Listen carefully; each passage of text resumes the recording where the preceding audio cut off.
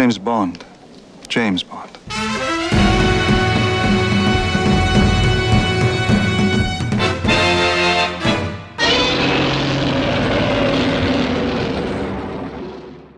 Hello and welcome. You're listening to Bond vs. Godzilla, the podcast that compares and contrasts two of the longest-running film series in cinema history. My name is Cruz Moore, and I will be your resident Godzilla expert on this show. Joining me on this cinematic journey for however long it lasts are three of my very good friends who each have their own history and experience with both film franchises. Bond expert Jacob Roberts. Hey guys, glad to be back. Audio engineer Willie Crook. Yay! And digital artist Chaz Slemons. On today's episode, we'll be tackling the second installments in the iconic film franchises From Russia with Love from 1963 and Godzilla Raids Again from 1955. So without further ado, Jake, please educate us on the first sequel in the Bond series. The year is 1963, and the world is still reeling from what would be hailed as the tensest moments of the Cold War. The same month that James Bond first stepped onto the silver screen and prevented Dr. No from toppling an American rocket, the real world very nearly fell into nuclear disaster thanks to the Cuban Missile Crisis. Thankfully, cooler heads prevailed, and the world avoided apocalypse. But the crisis proved more than ever that the delicate balance of the Cold War was a very real threat. A full year after the Cuban Missile Crisis, on October 10, 1963, the second James Bond film adventure From Russia with Love was released. No doubt the film, based on Ian Fleming's fifth James Bond novel, originally released in 1957, was chosen to be adapted because of recent events, and because President Kennedy once hailed it as one of his favorite books. Directed by Terrence Young, with screenplay by Richard Maibaum, From Russia with Love, more than any other Bond film, has Cold War politics at the heart of its narrative. One could argue that From Russia with Love is the only Bond film that is truly a spy movie. Of course, producers Cubby Broccoli and Harry Saltzman knew better than to paint the Soviet Union as the primary antagonistic force, so they chose to continue the Spectre story established in Dr. No and turn the plot into one in which the evil criminal organization plays both sides against each other. The movie was filmed on location at Istanbul, Turkey, which at the time was under the control of the Soviet Union, and one of its most important strategic locations due to it being the gateway between Europe and Asia. Bond is tasked with teaming up with the defecting Russian cipher clerk and stealing a top-of-the-line decoding machine from the Russian consulate, the first of many MacGuffins that Bond would risk his life to recover.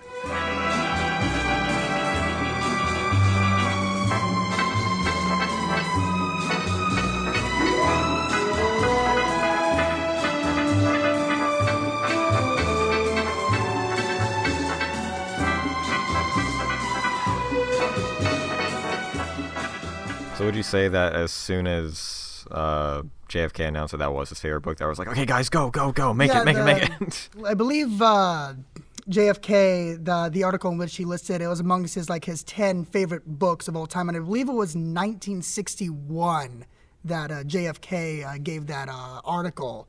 The decision to have From Russia with Love be the very next film was decided during Dr. No's production, and production on From Russia with Love essentially started almost immediately after Dr. No was in the can. So I think one interesting evolution from the first film to this one is I'm really interested to see how the theme songs and the titles evolve and eventually get to where they are. Mm-hmm. This one in particular was almost like this betting game in the studio where it's like, so what part of the female anatomy do you want your name on? Everything from the idea of the classic gun barrel sequence and all of the classic opening title sequences all the way up to the Brosnan era is all the brainchild of Maurice Binder, famous for his title sequences, mostly in Bond, but in other movies as well. He is the absolute mastermind behind all of that. Story that I've heard behind the scenes, people say in interviews and stuff that, Maurice handled that stuff alone so much that the actual editors wouldn't have the film strip of the opening title sequences to actually put into the can and edit it in until the day of the premiere. So how many more films did he stick around with? All the way until the Brosnan era, which is, the 90s. So you'll see him all the way from now until until the end of the Dalton era and License to Kill in 89. So we're essentially going to see another artist's style just evolve and change with every installment. Yeah, That's it's really cool. interesting to see, how they handle the opening title sequences. They're practically movies in and of themselves. And when you premiered it to us, you said that this had twice the budget of the first one? It had a $2 million budget. I know we made those fun jokes about Dr. No having the $1 million budget. This had a $2 million budget.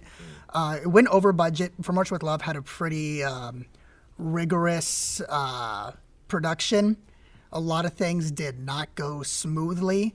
I even preparing for the podcast, I even did some research on all the complications that From Russia with Love had in its production, and they were actually quite extensive. The entire action scene in the Gulf of Venice with the boats, with the big old explosion of the oil barrels. They set up that those pyrotechnics to where they only had one shot of it, and due to miscommunication, the special effects guys set them off during a rehearsal of it. Didn't know it was a rehearsal of it. During the practice run, and so they had to set it up and come back the next day. And there was an instance where Terrence Young, the director, was overseeing everything in a helicopter. And the helicopter went essentially out of control and right into the drink with the director inside of it. And he's singing inside the helicopter. They got him out. He had some injuries, but they were on a tight schedule, so he refused to go to the hospital until after the shooting was done. So he just went ahead with the show, like, okay, let's roll the next one. Can I walk? Yes, then keep rolling. There was several, even in post-production, a whole lot of the entire scene in the Spectre boathouse where you first hear and Blofeld, and he's giving orders to Kronstein and Rosa Klebb. That all had to be reshot due to changes in post-editing, where they ended up rearranging a whole bunch of sequences for narrative purposes. And so that caused some script issues, and they had to do some clever trickery to essentially refilm that entire scene, even though filming was done. And another thing that really complicated filming was the Mexican actor Pedro Armendariz, who played the role of Karen Bay.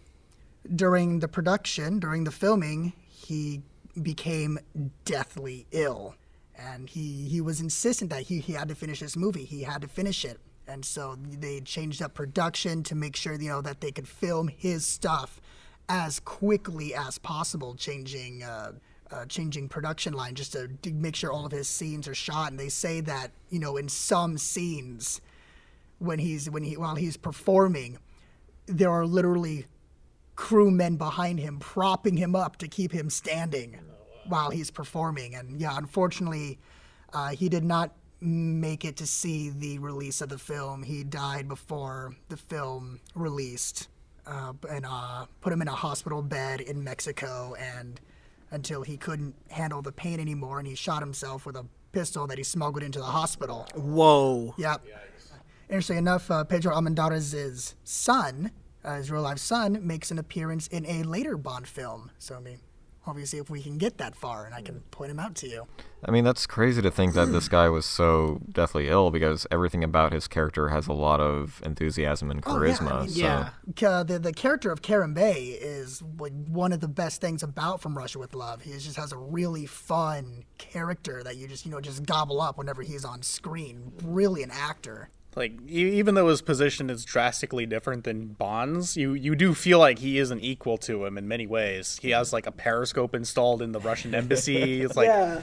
Which I like to pretend that he installed that and the people just somehow know it's there. They just let it happen. I'm just imagining a comical periscope just... I've always wondered what the periscope actually looks like in the room of the Russian consulate. Like, I'm sure it's, they want you to think that it's well hidden in some kind of decor or something, but I still like the idea of just this long metal pole just sticking out of the floor, and they just don't care. In the film, it looks like the periscope's looking through like a double or a triple wide mouse hole or something, and just like, pay no attention to the mice, they are very shiny. So in regards to the budget, I was trying to pinpoint all the little things that felt like advancements from the first one. Mm-hmm. But as soon as we get to a scene where it's one shot of like we have people doing karate, we have one people with a flamethrower, we have people shooting guns, we have people doing archery, and it's like I think I know where all the budget went. It's this one shot. It's this massive multinational criminal organization, but they have to do all their training in 1 yard. Yeah, it's. I do feel like there's certain parts of the film where the producers are flexing a bit, just being like, "Hey, look what we can afford to do now." You want to know how spy this is? We're this Very spy. spy. Like, there's some story back here, but Dear we're not Mom gonna and find Dad, summer camp is not as fun as you said it would be. As he's on fire from a flamethrower. No, they definitely bumped up the gadgets in this one. We're not yet at the point in the series where it goes full on gadget. And this, especially this is the movie that introduces the character of Q, who you're going to be seeing a lot of as it goes down. They didn't call him Q though. They said just quartermaster. Yeah, in this one they just call him quartermaster. When they introduced the rifle that fits that like collapses and fits, like not so much folding, but like you take it apart and it all fits in the stock, which is a very, very cool gadget.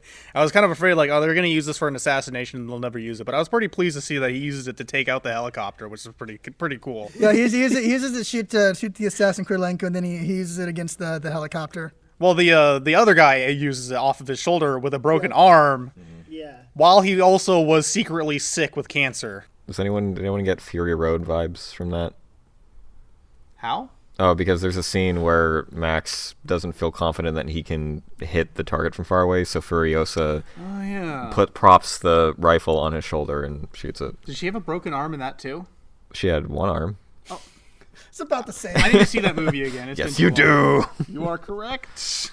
Only real, I guess the only word I can think of as complaints about the older movies in general is the very loud sound effects sometimes hurt my ears a little bit over these speakers. Although the loudest thing in the film tended to be whistles of all things. Yeah. Yeah. It's nothing that I've never noticed before watching these movies in, just a home theater setting, but now they're actually, watching these on a big screen in a proper theater with, larger than life sound equipment. Those, Flanked by speakers. Yeah, no, like there are a couple whistles like, oh, huh, those are very noticeable. I'm being assaulted by whistles. They won't stop. It's like I'm at the end of The Sound of Music. And then I think another... I don't know how much the budget was designed for it, but it's like there's a gratuitous amount of train scenes in this film. Trains were from the very beginning were going to play a big part in this movie because it played a big part in the book. Okay. Because the original book From Russia with Love was inspired by a real-life headline that happened in the Cold War where a Russian spy actually killed it was an American spy, might have been British, I'd have to double check that, but a spy was killed by a Russian spy just shoving him out of a moving train, and that made the news with the headline of the article was From Russia with Love, and that headline inspired Ian Fleming to write the book. This might just be my memory speaking, but I'm pretty sure I could be thinking of Archer, but I could almost swear that I remember the yes. I could almost swear there was like a scene on like top of a train where Bond has to fight some guys or something like that. There are train rooftop fight scenes, not in this one, but they do exist. Although I think I know why they went over budget. Why did they go over budget? They put Daniel Craig in the film. Yeah, I thought that Russian guy or exactly. the Spectre guy looked a lot like him. I see. That's like, you're about 40 years early. I see. Time travel is a very pricey endeavor, Cruz. Yeah. The leader of Spectre, #1, with his beautiful white cat. The hands of Spectre, #1. If you saw it in the credit scene, he's credited as question mark. His hands were played by Anthony Dawson, who played Professor Dent in Dr. No. Did they specifically want his hands, or could it have just been anyone's at the time? It could have been anyone's. I don't know the specifics on how he got casted to be the hands. It might have just been he was around and available. So you can use my hands on one condition: my cat gets to be in there with me. I like Tatiana. I think she still stands as one of the better Bond girls in the franchise. It's certainly better than Honey Rider because she's actually important to the plot. But what I like about her is that she, once she's in, she's for the most part pretty proactive in the plot. She's never a damsel in distress, or at least to the point where she's just the thing that Bond needs to save. Whenever she is put in danger, there is actual narrative reason why she's in danger, and it makes sense why she's in danger. In terms of narrative importance, I think she is a prime example of what a Bond girl should be. And I mean, like, the only time she's really helpless is when she's drugged, which is pretty believable. I like to pretend that the character wanted to be passed out. That way she didn't have to deal with any of that crap. Bond and Grant are just, fighting through the car, destroying everything, making this noise. She's like, do you mind? Shouldn't anyone have heard all of that banging in that car? Every single passenger on that train is going, nope. Don't. Nope. Well, my door's locked. Imagine the train's night porter, just like, is just walking by doing the rounds. He hears all this banging, just like, yeah, I don't get paid enough. Yeah, it was the equivalent of when I worked at Cinemark and I hear on the radio, yeah, we have an accident in the men's bathroom. Can someone take care of that? And that's when I just clicked off my radio and disappeared. Oh, perfect time for a lunch break. Perfect time to just hide in the booth and never be seen again. Good time to be a bad employee. Like, I do think that Tatiana is a lot more interesting and does a hell of a lot more than Honeycrisp did. So, Yes. But at the same time, it's like she seems really spacey throughout the film. It makes it slightly hard to buy that she's supposedly this, high-end cryptographer who's allowed near government secrets. They don't go too heavy-handed on that, but they do, say that, she's a cryptographer. She works the decoding machine. She's the only woman who is allowed inside the Russian consulate meeting. This is a fact that even I tend to forget until each time I actually watch the movie. She has a rank. Colonel Klebb calls her corporal. She does strike me as the kind of person who is like, she's aware of how skilled she is, but she's also aware of, like, she's in a time where women are typically not allotted a lot of, like, conversational freedom. Yeah, you can be the best in your field, but it still won't get you anywhere. So she takes what she can, and, like, especially when Bond's, like, getting personal with her, so she knows she can push the boundaries a little bit there. Which creates an interesting contrast between this, like, strict, by-the-books old woman who's probably been in that business for a number of years versus Tatiana, who's, like, this fresh, lively young woman. And it's like, is that the fate that she faces if she stays in this business, or... Colonel Klebb definitely is a character who has laid a groundwork for femme fatales. She has definitely become sort of a, sub-archetype. You see, any high-strung communist or Nazi iron-strong woman you see in movies with that, around-the-ear bob haircut. That came from Klebb. This movie does sit as one of my favorites in the franchise. I do think there are a few things that drags it down. The chief thing I have with it is mostly what occurs at the beginning, how long it actually takes to get to Bond. Before we even actually see Bond at all, we've had the villains come out, discuss their plan, exactly how their plan is going to work out. So before we even get to Bond, we know everything that the villains are doing. And I think putting so much on the table for the audience at the beginning makes the movie lose some of that dramatic irony-based tension that made Dr. No so strong. Well, I think part of it is that, this is like just the beginning. This is like smack in the middle of the beginning of the Cold War. Mm-hmm. And I think a lot of it at the beginning is kind of trying to kind of piggyback off of the current tension already existing, because that was very much real. And I suppose to an American audience back then that the the Russians would almost be like kind of a wild card. Like, you kind of know what they're gonna do, but you're not sure if how they're gonna react to everything. Something that watching this movie is very easily brushed over because you are rooting for the hero. Let's be real here. Bond totally bombed a consulate. Subtle yet effective. Subtle, sure. Ken Adams, the set designer that we praised last episode and will praise going forward, was not available for From Russia with Love. So he was not the set designer on this film. I believe it was a man named Sid Kane who was the set designer for this film. And I believe it shows. I think some of the sets in From Russia with Love aren't as imaginative as the crap that Ken Adams pulls out. Yeah, because this one feels very much like on location, visiting different locales and different areas of this country. They whenever they could get away with pulling off a cool overhead shot of Istanbul and the mosques, they took every opportunity they could with that. They really loved showing off the shots of the mosques. It's an evolution from Dr. No, but it hasn't reached that peak of what you normally expect with James Bond. It does feel a lot more like a spy thriller, and it's kind of nice to see like the further taking its first steps into what it eventually becomes.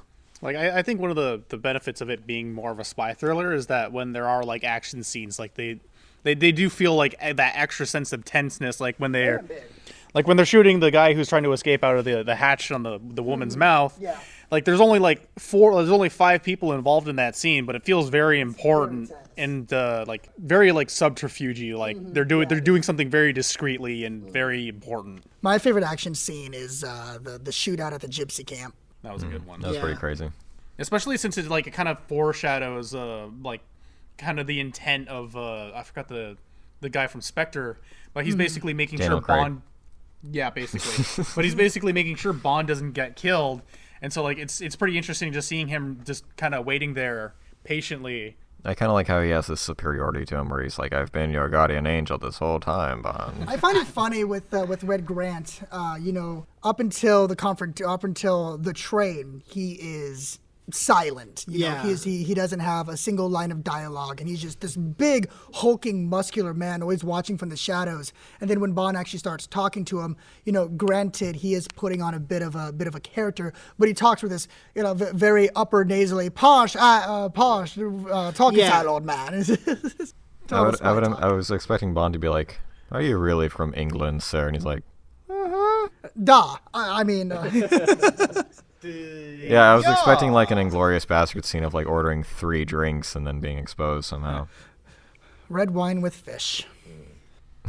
That's how I knew you had poor taste in That's how I knew you had to be an enemy, because you ordered a different wine with your fish. Although I think my favorite death might be the one that I at first didn't think was a death, which is why it took me off guard, is when number 13, 14, who's he? 5.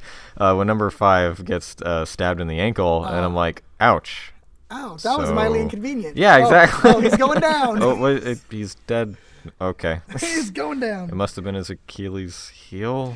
And then he's like, 15 seconds, we must find a faster acting poison. And that's like, oh, I get it. Thanks, Mr. Kitty. Thanks, Dr. Claw. Because it's all subterfuge and espionage, one thing that this movie doesn't have is, a great rapport and interaction between Bond and the villains. Bond doesn't interact with the villains at all until the very end with Colonel Klebb. He never even meets Kronstein. Mm-hmm. And, obviously Blofeld, they're building up. But, on the inverse of that, I think something that allows time for is Bond to build up that rapport mostly with Karen Bay. And I think it's also pretty smart to, we need something to keep the audience coming back, so let's establish this overarching, villainous corporation to just keep it constantly conspiring against him. Spectre. I feel like... Does he ever run into, a villain who's like, "You must be with Spectre," and he's like, "Yes, I totally know what that is." I wish that was the case. That would have been amazing. If you're really a Spectre, then what is their logo? Giraffe? Good enough. It's a ghost, right? They're called Spectre. Oh, is it supposed to be a ghost? No, it's an octopus. Oh, okay, yeah. It's an octopus. The idea, Is the that- idea 'cause is like- that they have tentacles Yeah. reaching out into everything. I just imagine a spy just like, okay, hold on, just gets a piece of paper, starts drawing it, and is like, okay, forgive me, it's not very well done, I'm not an artist, and just pulls it up. It's like, it almost looks like a 5-year-old drew it. Ink blot test. He's like, It looks something like that, sir. wait a second, you didn't even draw it with crayon. How does it look like that? Oh, wait, it's upside down. Okay, now I see. Of course. Teddy bear picnic, that's nice. I just really like seeing Cleb get what's coming, mainly because it's the Bond girl that does her in. Probably my favorite death was when Bond kind of huddles behind the rock, puts his rifle together, and then he manages to get a shot off on the guy's arm, like right as he's about to throw the grenade. It's just like, my reaction would have been to use my other working arm to just slap that shit right out of the window. Just feel like, not dying this way today. But yeah, like a great use of like early helicopters. It's just like, it's always cool to see like early iterations of like kind of almost gadgety seeming vehicles for the time being used like this. There is an episode of Doctor Who in the 70s that full on steals the clip of that helicopter exploding. There's an episode where the third Doctor is going. I had to go back and remember what story it was. I don't remember the top of my head. Jelly babies or something. It was third Doctor. No, that was fourth. It was the third Doctor. Stupid. And he's fighting these enemies in the helicopter, and the helicopter ultimately explodes, and they just straight up rip the exploding helicopter from Rush with Love and just slap it right in. Because I remember watching the episode for the first time, and I see it, and I'm like, wait a minute.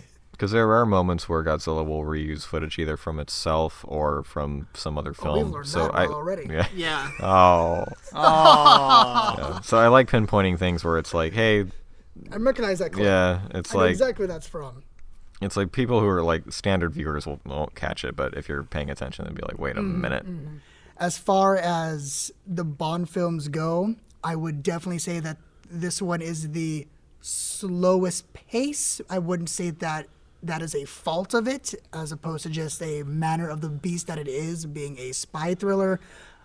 I myself have always been a huge fan of spy-based espionage during the Cold War, mostly because of Bond, because I just personally just dig that kind of stuff from Russia with Love being a full-on spy thriller. Holds a special place in my heart.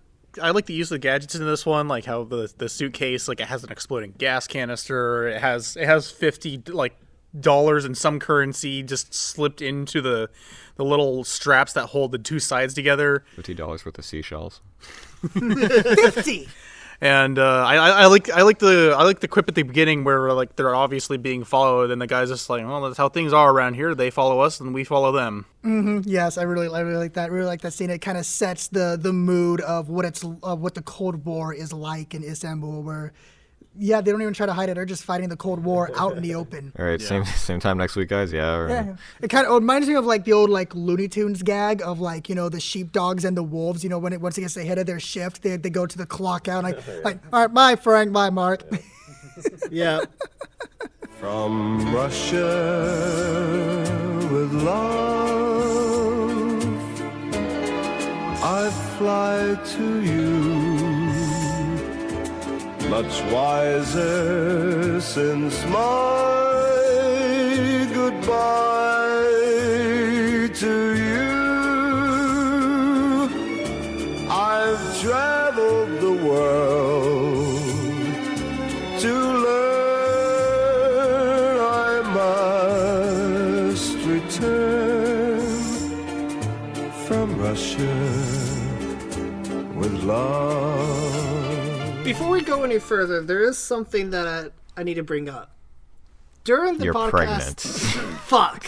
We knew that. During the last episode, Cruz and I were talking about Steve Buscemi from Spy Kids. We're done with this, Willie. No! It's over. You said, It's- and you left in the episode, tune in next week. God damn. It's been more than a week. The actor I was thinking of was Jeff Goldblum, not Steve Buscemi. Mm-hmm. That had to be brought up. Because you can clearly see the resemblance between the two of them. I'm really looking forward to talking about Godzilla, mainly because I look forward to talking about how much we were riffing on it. Yeah, Cruz, just for reference, like during this segment, just put up in the video the picture of Godzilla, the first close up of Godzilla. Just sent me absolutely fucking nuts, almost on the floor. Redo the logo to incorporate this great Godzilla. No, yeah, no. Sorry, Chaz, but I need the eyebrows to be bigger, dumber. Teeth needs to protrude out more. I wish I could do the impersonation of the guy from Law and Order who has the huge eyebrows. They're almost like an inch tall. Would you guys like some Cheez-Its? I know Jacob wouldn't, but... Well, Chaz, as a semi-professional voice actor, you don't eat anything or drink anything that has dairy in it because it messes with your saliva. That's a Willy problem. Do you mind getting a box? I'll get it if you want.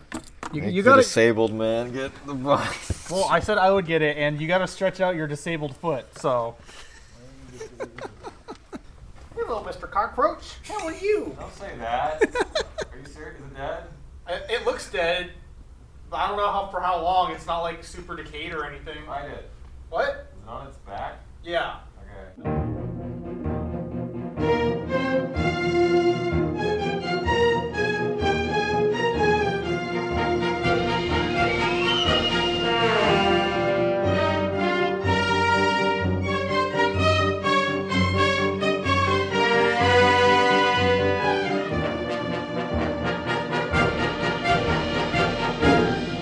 We continue our kaiju journey with what I consider to be the worst film in the Godzilla film series, Godzilla Raids Again from 1955. After seeing the success of the original Godzilla, both in Japan and overseas, Toho producer Iwao Mori told producer and special effects master Eiji Tsuburaya to start working on a sequel immediately, and only 5 months later, after the first film was released, the world received Chapter 2 in Godzilla's saga. It was very much the Matrix Revolutions of its time. At the end of Gojira, Dr. Yamane remarks on his fears that Godzilla was not the last of its species. Raids Again proves Yamane correct, as a new Godzilla just so happens to appear, along with another massive prehistoric monster known as Anguirus, or Anguillus, depending on who you ask. It was directed by prolific B-movie director Motoyoshi Oda, who took the reins from Ishiro Honda, who chose to focus on more drama films at the time. Original writer Takeo Murata returned to write the second film, which sort of explains why, once again, the story follows Godzilla wreaking havoc on Japan and how it affects the lives of 3 young people, one of whom dies at the end of the film while stopping Godzilla. Originator of the Godzilla theme Akira Ifukube did not return for the sequel and was replaced by composer Masaru Sato, who, despite delivering an underwhelming score, went on to score many of Akira Kurosawa's films and several more Godzilla films. And, as blasphemous as it sounds, I think I prefer Masaru Sato over Akira Ifukube, and I'll explain why later on. Despite achieving financial success at the Japanese and American box office, the film was regarded as an underwhelming follow-up to the original that took the world by storm. The notable flaws within the sequel are that the mystery and originality of the first Godzilla is missing, nor are there any ethical dilemmas to consider. The intersection between the characters' lives and the monster action is coincidental and hardly drives the story forward, leaving a film that cowers in the shadow of its far superior original, but paved the way for many kaiju battles to come. So who wants to start on this sequel that ended up being exactly what I told you it was going to be? Oh boy. We made the best of it. That was unfortunate. It was fortunate that we all saw it together because of how much fun we had, but... It was most unfortunate.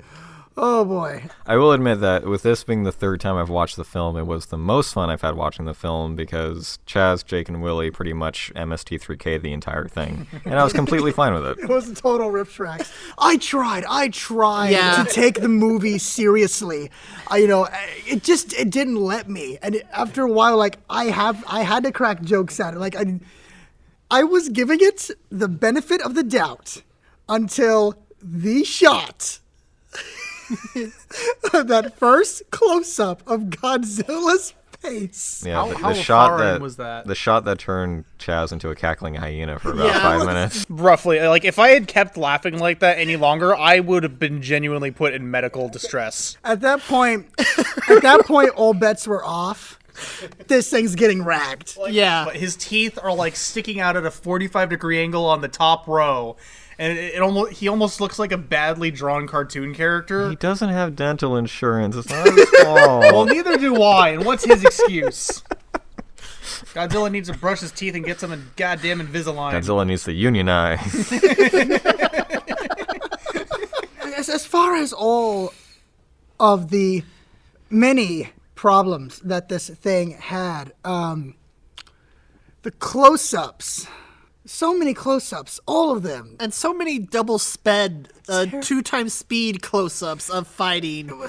Like, there's the one shot that was repeatedly shown. What was the other dinosaur called? Anguirus. Anguirus. Doing like a head whip, and a circular head whip. I whip my head back and forth. I whip my head. Exactly. Well, And we're all just doing it now. yeah, Cut in Dave Chappelle going, what? yeah, exactly.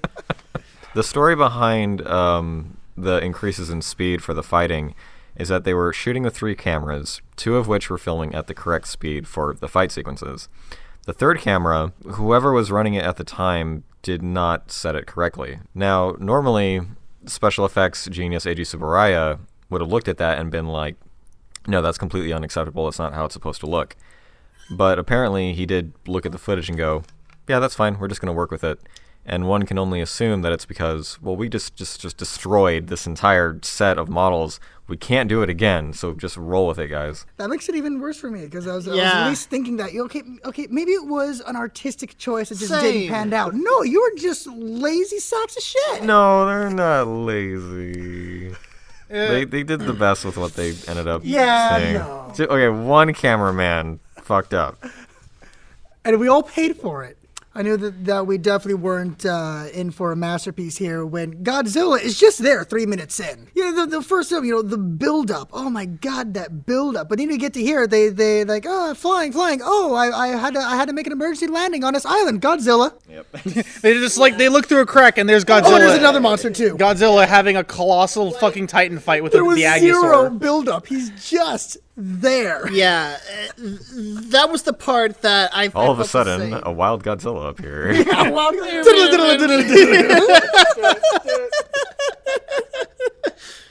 Suit work wasn't good. The model work wasn't good. The suit acting was good though. Well, in terms of, like, obviously the first suit was damaged, so they couldn't reuse the original one. Right. They designed this one so that Haru Nakajima could actually fight another monster in it, so they had to thin it out, make it more accessible. Unfortunately, that didn't excuse the face design and just the overall lack of believability for the As far as suit. the choreography for the monster fight, an attempt was made. I recognize that. Yeah. That's it. There were some cool moments in some of them. Yeah. There were some really good ones, but the majority of it just was off, and then like double sped up at times, and then But Anguirus dies of a large and painful hickey. Yes. And meanwhile, Godzilla's mouth is like sliding along his neck, like his teeth broke off into it, and it's just like. Anguirus, though, technically is the first kaiju that Godzilla ever fights, so it's cool to have that make its debut. He does eventually come back in the rest of the series, and does keep his roar as well.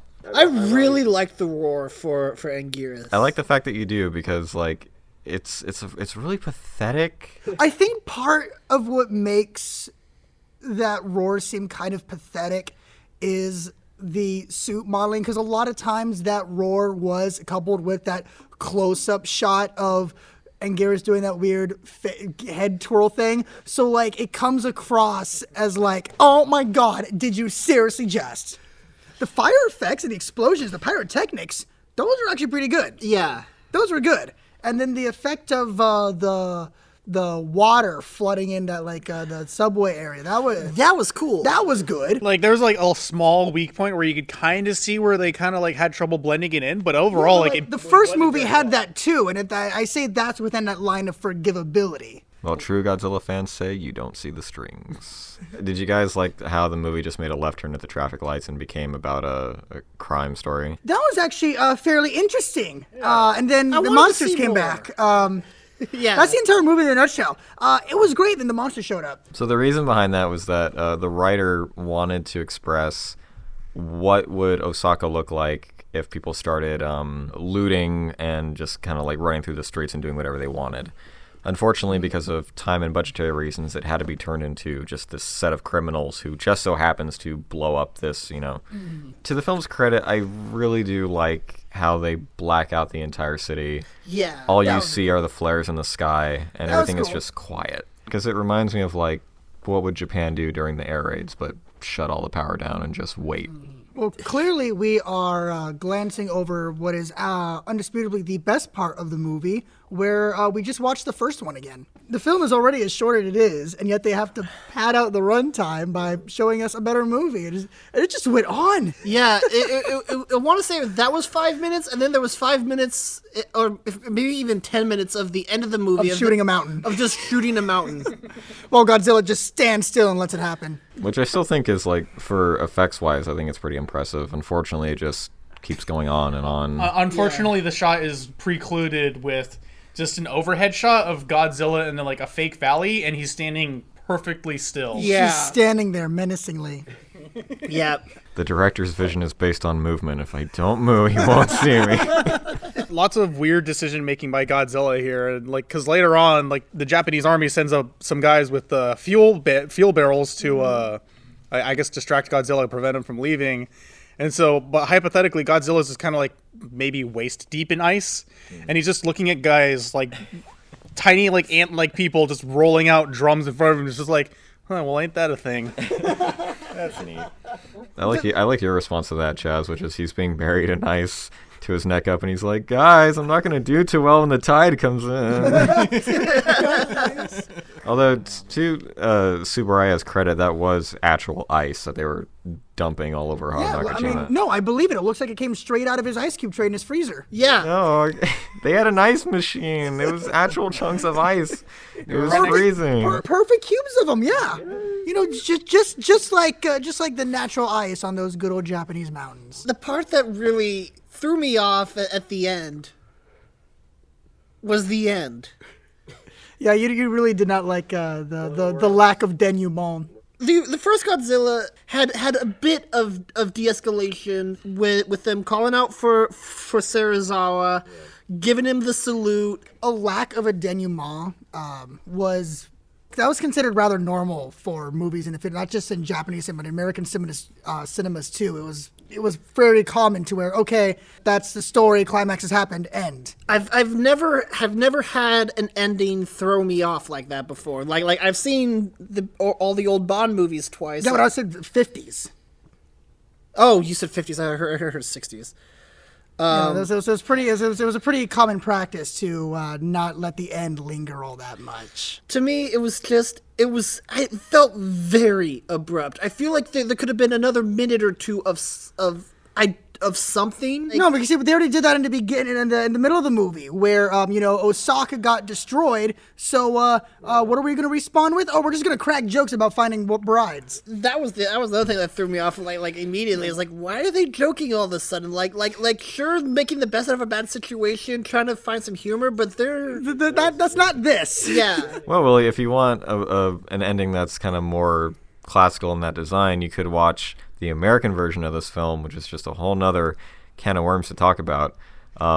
Because naturally, they do have this, even though it's an Asian American actor doing the dub, it does have this stereotypical sound of, and then we defeated Godzilla, and then we got married and lived happily ever after, and peace and whatever was found throughout the nation, and it's very much a more conclusive ending. See, it just doesn't make it better. That wouldn't make it better for me. Like, I'd want to see some kind of future shots. I'd want to see it more than anything, just a little bit of anything. Well, to be fair, and to, I guess, prepare you for the future movies, a lot of the Godzilla movies end like that, but not as bad as Godzilla Raids Again, I should say.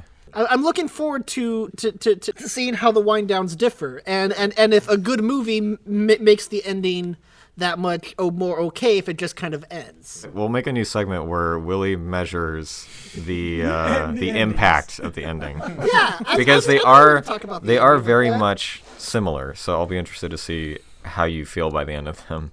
Did it hit the brakes at the right time? Maybe the biggest lost opportunity was that at the end they could have unveiled the introduction for the new musical Godzilla on Ice. Freaking freezing in here, Mr. Picklesworth.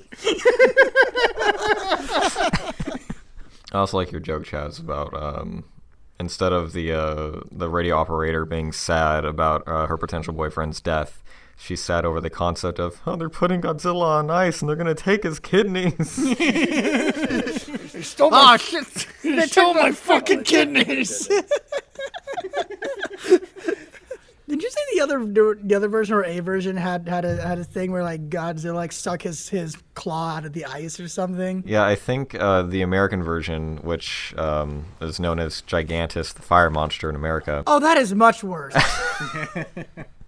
Which, to preface it with, so Warner Brothers, whose producers were licensing it for America, named it Gigantus, the fire monster. Originally, they thought it was because they didn't have the rights to the name Godzilla, which didn't make sense because the person who distributed it in America didn't own the rights to the name either.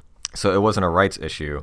The reason why they named it Gigantus the Fire Monster is, and I quote, "We called it Gigantus because we didn't want it to be confused with Godzilla."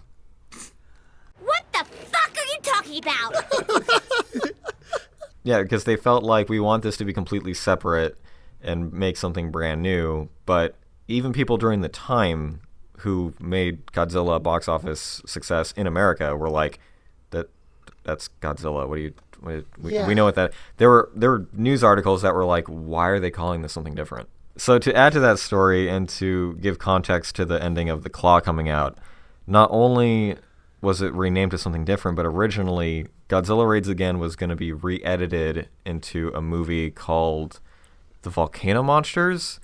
So they were going to film like an entirely brand new American movie, but Power Rangers it and use the Japanese footage. Right. And at the end of that film, I think Godzilla was supposed to have his claw come out of the ice as like a stinger. So, and if you wanted things to be worse, in the American version of Godzilla Raids Again, Godzilla's roar isn't Godzilla's roar, and Gears' roar is the roar for both of them. So anytime you watch that and you see Anguirus' roar come out of Godzilla's mouth, I'm like, what are you doing? Even talking from like a film standpoint, you need a differentiation between the two. That's like the most basic thing. Like, even if you were writing a comic book, you wouldn't draw the sound bubble. Like, you wouldn't give them the same effect. Yeah, each one would have a different onomatopoeia. And to be fair, the Godzilla comics do have different onomatopoeia for all the monsters. So another major element that's unfortunately missing from this is Akira Ifukube's classic and original score for Godzilla. And instead we have Masaru Sato's score, which feels very conventional and kind of unmemorable, to the point where when he was asked for his opinion on his work on this film, he said, "It's like listening to a kid trying to learn." Masaru Sato said that about his own work. Ow. Yeah. So would you believe that if I told you that the same composer for this film made the opening theme for our podcast? No. Like our bombastic James Bond sounding theme comes from one of his future works. So when it comes to Masaru Sato, as much as I think he doesn't do a good job in this, and I feel like Akira Ifukube is better at doing something more iconic and theatrical, I prefer Sato's because his scores are like Godzilla scores you can groove to. They're very big band, energetic, and kind of fit that James Bond style as well. So as the series continues, you'll see a difference between Ifukube and Sato's scores, and you'll know it's Sato when you start bobbing your head and start getting into the groove of things. So for the Americanized version of the Volcano Monsters, the climactic battle are supposed to be taking place in San Francisco. So how do you think they explained the use of Osaka Castle and the other shots of Japan in this American movie? Obviously, it takes place in the same universe as the localized Ace Attorney games. Oh God, is it because it's in Chinatown? You are correct. Oh no! Oh no! That is glorious. Which brings us to alternate titles for this film and additionally the first film, because I found out that there's a lot more alternate titles for the original Godzilla that I completely forgot to mention in the last episode, so I'm going to go over those now. It turns out that the Americanized Godzilla King of the Monsters, was in fact then imported to Japan in 1957 and advertised as Monster King Godzilla. So it was very much the Street Fighter, the movie, the game of the time. So to clarify for the original film, in Sweden, it was Godzilla, Monster of the Sea. In Spain, it was Japan, Under the Terror of the Monster. In Portugal, The Monster of the Pacific Ocean. In Greece, Godzilla, Monster of the Century. And in Brazil, Godzilla, the Sea Monster, not to be confused with Godzilla versus the Sea Monster. And my personal favorite from Germany, Godzilla, the most sensational film of the present.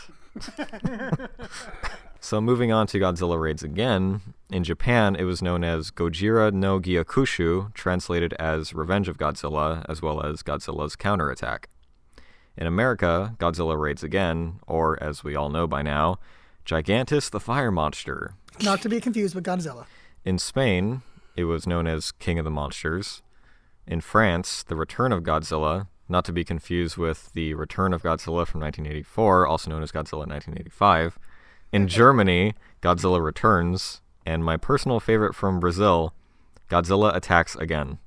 So we have a title score of 8. As of right now, the original Godzilla still holds the record for 9 film titles. Are there any more Godzilla movies that we could potentially Mystery Science Theater 3000? Yes. Yay! There aren't too many that are as bad as this one, but there are some that are just kind of like subpar and that I wouldn't mind, like having a riff or two, because they do warrant themselves to that for the most part. Will we have anything like the hangers during Birdemic?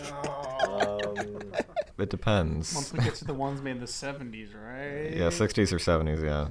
I'll let you guys know. Okay. I'll tell you guys to bring the butter for the giant lobstery fights. All right. Bring some escargot for the Biolant for the weekend. damn it, what's the environmental one? For Biolantis? No, Biolante is the one that comes from a rose. Can I get a venti Biolante, please? How does that work? I don't know, it sounds vaguely like a Starbucks order, I guess. A Biolante? Yeah, because it sounds like latte. Oh, okay. A Vente Biolante? Do you not know what that is? They would in Seattle. That was too well done. That was. If you don't know what Biolante is, then why are you even working here? Well, he's had years of practicing on my mom, so. That came out way more wrong.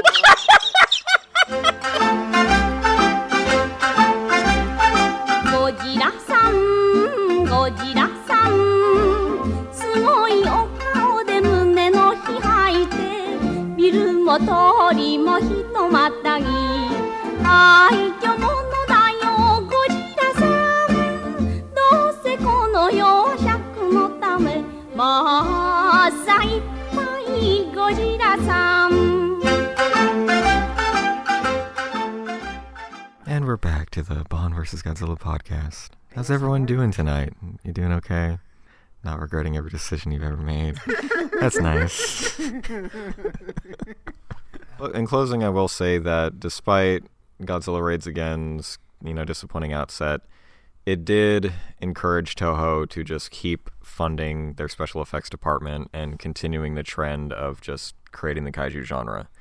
So as much as we ended up with this film, Ishiro Honda eventually came back in 1956 with Rodan, which is absolutely amazing, and then he made Mothra, and just more and more came after it. So thankfully it was the catalyst, in a way, to keep making these movies and keep funding them. So Jake, would you recommend From Russia with Love or Godzilla Raids Again to a first-time viewer? From Russia with Love, yes. Godzilla Raids Again, absolutely not. Best thing you could say is no. Unless you're, you have a good group of friends who like to get together and just riff at bad movies, then it's a hoot. That's what I was gonna say. I was gonna say, don't watch it alone. Watch it with friends and get ready to riff. Don't make the mistake Cruz made the first 2 times. Watch it with goofy people you like. That was research. Russia with Love, certainly. It's a good movie, and it's another one of those old movies where it does require a little bit of a tolerance towards slower pacing, but if you're paying enough attention, you're getting the beats, and that should be enough to keep at least most people going. Godzilla Strikes Again, or Oh, there's another one. Godzilla's counterattack. Godzilla Strikes Back. Definitely have a good sense of humor with you, or some good sense of humor friends. I would definitely recommend From Russia with Love to first-time viewers. I wouldn't say you should skip over Dr. No, but if you were to just jump into From Russia with Love, it's almost as if, you won't really miss a whole lot if you don't see that film, but I think you will miss out on just seeing Bond growing into his own character in that film, and this one kind of just takes off with that idea and kind of does its own thing. But I still think it's a good starting point if you were to choose to do so. Godzilla Raids Again, I spent my whole life pretty much not knowing it even existed. I thought King Kong vs. Godzilla went straight off of the first one, and it very much remained a hard-to-find film, which is why it was kind of disappointing when I finally checked it off my list as one of the last Godzilla movies I ever watched, and was pretty underwhelmed and disappointed by it. So, no, I would absolutely not recommend it to first-time viewers. Go watch the first one, or go into King Kong vs. Godzilla. All right, next time on James Bond, it's the film often touted as the best Bond film of all time and the one responsible for creating the formula that all future installments would follow. James Bond will return in Goldfinger. And in the same vein, we're going to be watching King Kong vs. Godzilla, which, like Goldfinger, is regarded as one of the best Godzilla films in the franchise and essentially created the formula for Kaiju vs. Kaiju films. In addition, we'll also be checking out the new Godzilla vs. Kong, which will be double billing with it, so we'll have thoughts on the original and thoughts on how they translated it 50 years later. Thank you all for listening to Bond vs. Godzilla. We'll see you next time with a martini in one hand and a rubber suit in the other. This is where you say stay tuned and stay watching. Remember to stay tuned and keep watching. I fucked it up again, didn't I? Did I do the exact same thing last? Wouldn't it be stay listening? Because are they watching the? Well, tuned is listening. Watching is watching movies. Yeah. Oh, I get it. I don't watch comic books or read movies. Okay, so stay tuned and keep watching. Stay watching. Stay watching. Stay tuned and stay watching.